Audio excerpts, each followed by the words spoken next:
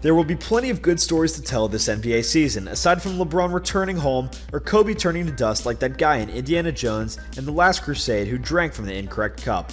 Stupid people do stupid things in the NBA, and the league's two most famous players were a huge sexual junkie and an alcoholic sociopath. So to celebrate the NBA's crazy and often absurd history, let's relive the strangest events. These 9 events were as spectacular as any windmill dunk and in some cases changed the whole league. That's because they were the 9 craziest NBA moments. First up, the 2006 Nuggets-Knicks brawl.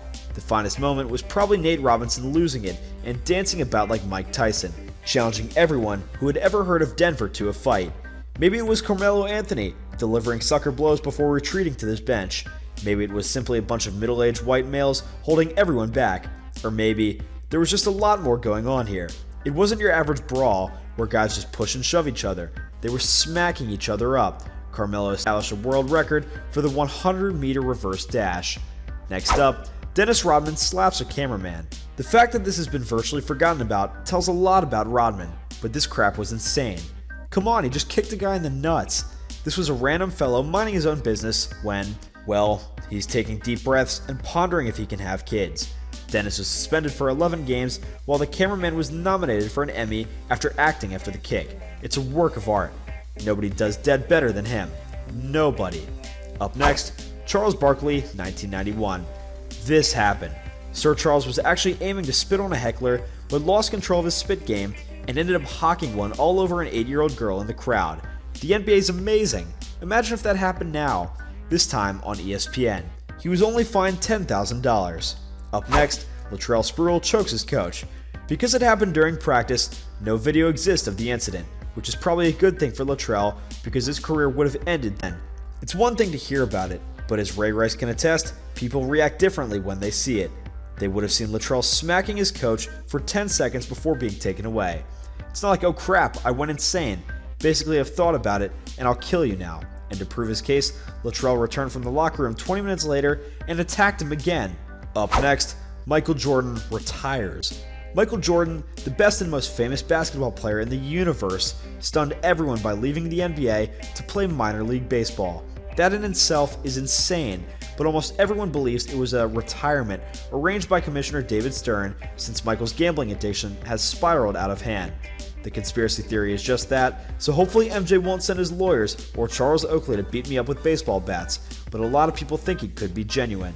Of course, Michael came back and smacked everyone, but still, this was odd. Surrealistically, we got to see him play minor league baseball on ESPN, strike out constantly, and overall look like a gangly doof. What the hell? Up next, the face of Rudy Tomjanovich, Kermit Washington. As we've seen before, punching someone isn't uncommon in the NBA, but the genuinely insane behavior usually includes numerous punches or supporters. Not this one, but it was the greatest punch in NBA history. In the midst of a regular NBA brawl, Rudy Tomjanovich decided to play peacemaker and ran in to separate everyone. Kermit Washington had other ideas and threw a punch at Rudy T, creating a car collision rather than a brawl. And Rudy stated that he could taste his own spinal fluid, which, good lord. The crowd fell silent, and Kermit's teammate Kareem Abdul-Jabbar said it sounded like a melon being dropped on concrete. Kermit was suspended for 60 days and eventually found peace in Miss Piggy's arms, but Rudy T was never the same after tasting his own spinal fluid. Good lord. Vernon Maxwell punches a fan. It's one thing to hit your opponents on the court, but slamming the fans is another level of craziness. But Vernon Maxwell did it just that in 1995, when he stormed to the stands and punched a fan in the face, shattering his jaw. Imagine what would happen if Maxwell tried this now. The best part is Vernon's lawyer defended him by arguing he deserved it since he dropped certain slurs and that he would have done the same darn thing again. Mad Max's lawyer was gangster. Up next, Magic Johnson gets HIV in 1991. We all forget this since Magic is still here, fat and happy, and I'm sure he'll survive me, but back then, this was wild. It's like LeBron calling a news conference tomorrow to announce his retirement due to Ebola. Also, Magic wasn't just a celebrity. No, he was a megastar. He, more than any other player, elevated the NBA to the status of the decade's most popular sport. His dazzling smile and freewheeling demeanor made him a cinematic star. He was the king of LA, which is odd considering it's Hollywood. He went on TV and said that he was dying soon.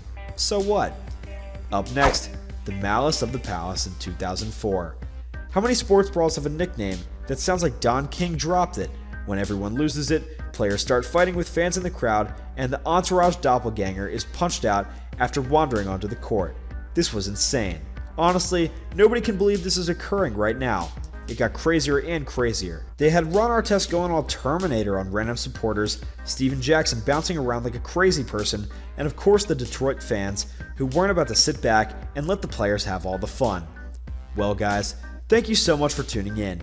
Be sure to smash that like button, subscribe to Top NBA, and hit that notification bell so that you never miss a video. See you all next time.